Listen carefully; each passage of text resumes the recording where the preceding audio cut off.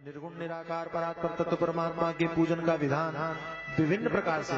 एक और बात बताएं आपको, जितने भी भगवान हैं सबकी पूजा में बड़े नियम, बड़े कायदे कानून बहुत सारे, दुनिया भर की व्यवस्था है। लेकिन भगवान शंकर इतने सरल भोले भाले हैं, इनको तो भाई आपको कुछ नहीं आता है, सिर्फ एक लोटा जल चढ़ा दीजिए उसी में खुश। इतना सरल और इतना बढ़िया देवता दुनिया में कहीं मिलेगा नहीं। इसलिए पूरे भारतवर्ष में आप जाइए, जितने आपको शिवलिंग मिलेंगे इतने किसी और देवता के मंदिर नहीं मिलेंगे। अच्छा, जिसको मिला पत्थर उठाया और चबूतरे के ऊपर बिठा दिया और शिवलिंग बन गया, बस रोज आओ। अब लोग भोग भी नहीं लगाते, लोग आरती भी नहीं करते, लोग पुष्प भी नहीं चढ़ाते, और शिव जी फिर भी प्रसन्न है। मैं छोटा था, मैं आपको सच बता रहा हूँ, हमारे घर के सामने ही एक वृक्ष था और उसमें एक शिवलिंग किसी ने पत्थर रख दिया होगा, भगवान जाने क्या था, रख दिया होगा। वो ये लड़कियां सब, इसको भी याद होगा, वो लड़कियां जो है वहां वो जल लेकर के जाए और चढ़ा दे और कहें हमको अच्छा पति मिले। मैं बड़ा आश्चर्य करता था क्या तमाशा है। अब वो किसी ने प्रतिष्ठा किया था, किसी ने किया, कुछ नहीं, और पेड़ के नीचे वो रखा और सब लोग मांग रहे और शादियां भी हो जाती। बड़े सरल सहज स्वभाव।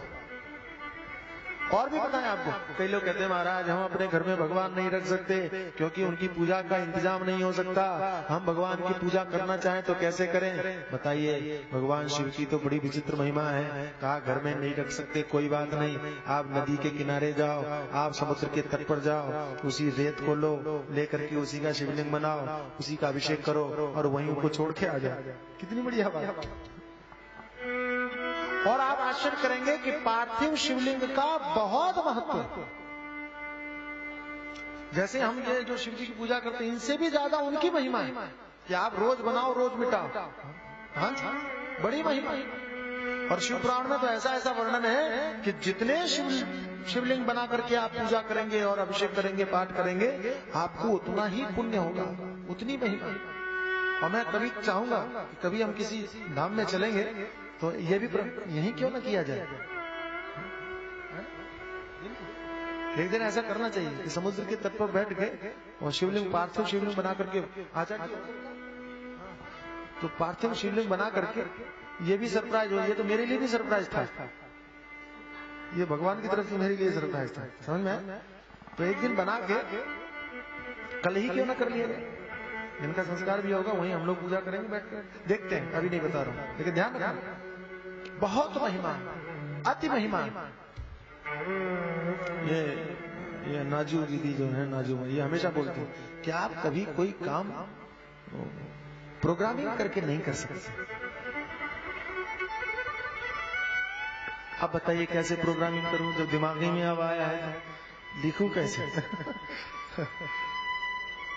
लिखा तो वो जाए जो पहले से निश्चित हो। और मैं सही कहूं, हमने तो अपने आप को प्रारब्ध के हवाले छोड़ दिया। वो गाते हैं ना, ये देह तो मुकद्दर को सौंपते चले, तो ये शरीर को हमने प्रारब्ध के हवाले छोड़ दिया। जो होना है, जैसा होना है वैसा होना दीजिए, ठीक है। तो आराधना करनी चाहिए भगवान की। शंकराचार्य ने पूछा कि महाराज ये शिवलिंग आया कहां से, प्रकट कहां से हुआ, इसकी महिमा कैसे बनी। तो कहा कि जब सृष्टि हुई, सृष्टि के समय पर श्वेतवाराह कल्प था और उसी कल्प की बात है, उस समय पर भगवान शंकर निराकार भी थे, आकार भी थे। अपने ही संकल्प से उन्होंने शरीर बनाया और दो वर्णन है। एक तो वर्णन यह है कि उन्होंने अपने वाम भाग से और विष्णु को पैदा किया। दूसरा वर्णन है कि उन्होंने अपनी आलादनी शक्ति के द्वारा और विष्णु को उत्पन्न किया, पुत्र के रूप में उत्पन्न किया। ये वर्णन आगे आता है। उनकी नाभि से कमल हुआ, बहुत विशाल कमल हुआ, कमल में ब्रह्मा जी उत्पन्न हुए। और यह भी वर्णन आता है कि ब्रह्मा जी को भगवान ने स्वयं उत्पन्न करके उस कमल में बिठाया। ब्रह्मा जी ने कमल देखा, समझ में नहीं आया, तो ब्रह्मा जी उस कमल की नाल पकड़ करके, डंडी होती उसको पकड़ करके नीचे तक आए, लेकिन नीचे कहां तक है मालूम ही नहीं पड़ा। ये नाल इतनी बड़ी थी, तो बड़े परेशान हुए। फिर ऊपर जाने लगे, फिर उनको कुछ समझ में नहीं आया, कि कहाँ जाए, ये बड़ी झंझट हुई। और तब उनको आकाशवाणी हुई और आकाशवाणी ने कहा कि तुम एक काम करो, तुम तपस्या करो। तब ब्रह्मा जी ने तप किया। तप करने के बाद में भगवान विष्णु प्रकट हुए। भगवान विष्णु प्रकट हुए तो उन्होंने आदेश किया कि तुम सृष्टि कार्य करो। ब्रह्मा जी ने कहा, तुम कौन होते हो मुझे कहने वाले? मैं तुम्हारा बाप हूँ, तुमसे बड़ा हूँ, तुमसे श्रेष्ठ हूँ, मैं तुमसे पहले इस सृष्टि में आया हूँ, इसलिए मैं तुमको आदेश देता हूँ कि तुम सृष्टि करो, तुम मेरे पुत्र हो। दोनों में इस तरह का विवाद हुआ, आपस में विवाद करने लगे भगवान विष्णु और भगवान ब्रह्मा, और दोनों का विवाद शांत नहीं हो रहा था। देवताओं के द्वारा भगवान को पता चला। तब भगवान स्वयं एक शिवलिंग के रूप में और उन दोनों के बीच में प्रकट हुए। उस अद्भुत शिवलिंग को देख करके दोनों लोग चकित रह गए, विचार करने लगे कि ये है क्या, इसका आदि और अंत जानना चाहिए। दोनों मिलकर के अगर एक ही जगह जाएंगे तो कुछ फायदा नहीं होगा। एक काम करते हैं, एक आदमी नीचे जाता है, इसका आदि ढूंढता है, और एक आदमी ऊपर जाकर के इसके अंत को देख करके आए। तो स्वयं भगवान विष्णु उन्होंने अपने आप को वाराह के रूप में प्रकट किया, सुअर के रूप में, और स्वयं भगवान नीचे गए, हंस का रूप बना करके ब्रह्मा जी ऊपर गए। लेकिन जब भगवान विष्णु नीचे गए, बहुत दूर तक जाते रहे और अंत मिलने की संभावना नहीं आई। उनको थकान हो गई, समझ में आ गए कोई फायदा नहीं है देखने का, तो वो तो बेचारे हार मान करके तुरंत, सात्विक देवता ने तुरंत मान लिया, मान करके और वापस पहुंच गए। लेकिन ब्रह्मा जी सोचने लगे कि कहीं अगर विष्णु को पता चल गया तो मैं छोटा हो जाऊंगा, इसलिए वो ऊपर तो उड़ते रहे। लेकिन ऊपर उड़ते उड़ते उन्होंने केतकी पुष्प को देखा, केतकी फूल, केवड़ा, उसको देखा। वो गिर रहा था, उससे पूछा कि भाई तुम कहां से आ रहे हो? तो कहा कि मैं भी पता नहीं कब से गिर रहा हूं, मुझे पता नहीं है। तब ब्रह्मा जी को समझ में आ गया कि जब ये कब से गिर रहा है इसी को पता नहीं है, तो फिर मैं इस शिवलिंग का अंत कैसे पा सकता हूँ? तो रजोगुणी है, इसलिए उनके मन में थोड़ा सा चोरी की बात आई, और मन में विचार आया कि तुम एक काम करो, मेरे गवाह बन जाओ और भगवान विष्णु के सामने ऐसा कह देना क्या कि मैंने देखा है, इन ब्रह्मा जी ने इस शिवलिंग का अंत प्राप्त कर लिया है, मैं गवाह हूं।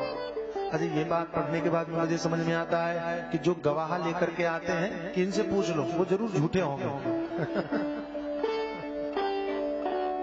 ऐसा मुझे विश्वास लगता है, ऐसा मुझे भरोसा होता है। अरे जब, और मैं हमेशा एक बात कहता हूँ, मैं कहता हूँ कि अगर मेरी बात पर आपको भरोसा नहीं है तो ठीक है, आप जाओ।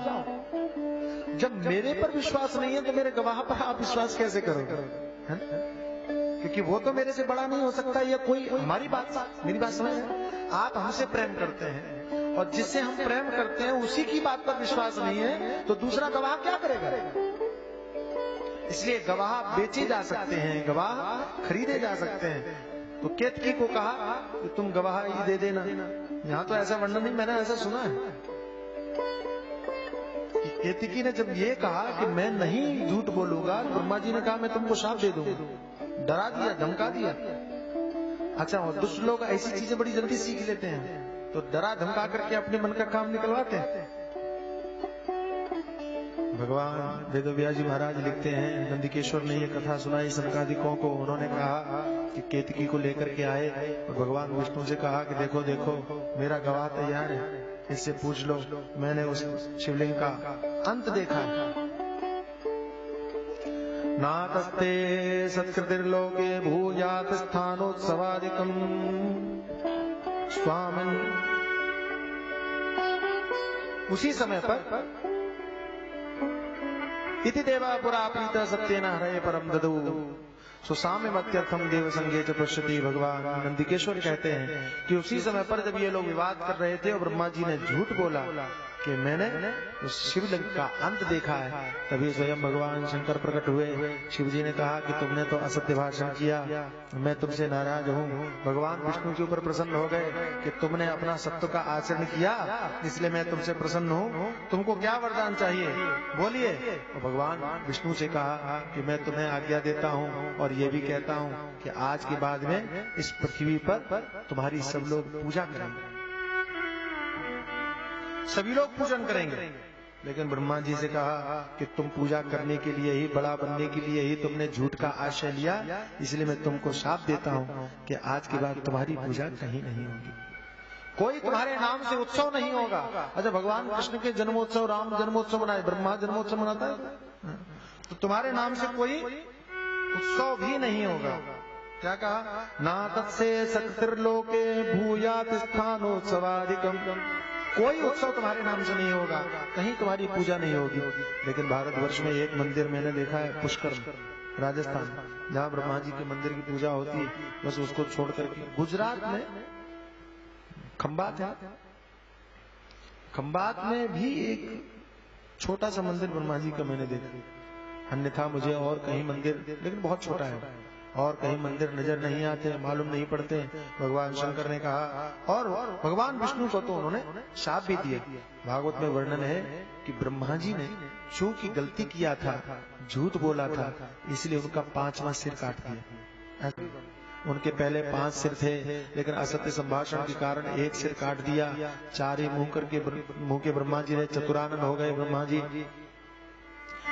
ने कहा, महाराज हमसे बड़ा अपराध हुआ, आप हमको क्षमा करें।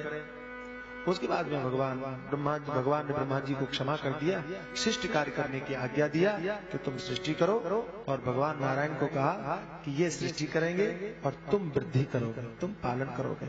सब व्यवस्था से भगवान ने सबको आनंदित किया। उसी समय पर नंदकेश्वर ने कहा कि स्वयं भगवान शिवलिंग उस रात्रि को ब्रह्मा और विष्णु के विवाद के मध्य में प्रकट हुआ था। वो रात्रि कौन सी थी?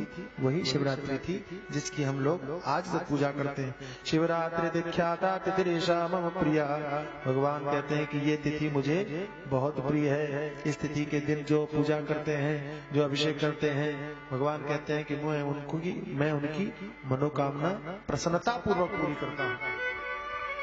बोलो शंकर भगवान की जय।